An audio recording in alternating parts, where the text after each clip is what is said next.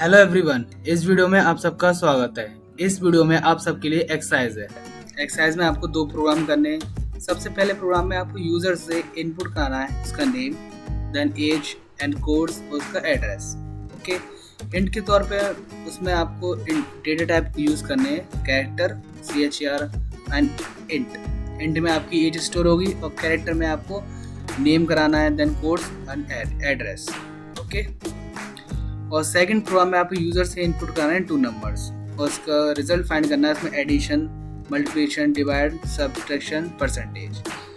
Hint में जैसे मैंने ऐड वेरिएबल में x प्लस वाई स्टोर कराया है, वैसे आप मल वेरिएबल मल्टीप्लाई स्टोर करा सकते हैं, डिवाइड में डिवाइड स्टोर करा सकते हैं, सब्ट्रैक्ट में सब्ट्रैक्ट स्टोर करा सकते हैं और परसेंट में परसेंट स्टोर करा सकते हैं। अब परसेंट का फॉर्मूला किस तरीके से होता है वो आपको बनाना है और आप इस प्रोग्राम को करके देखिएगा। आई होप आप ट्राई करेंगे।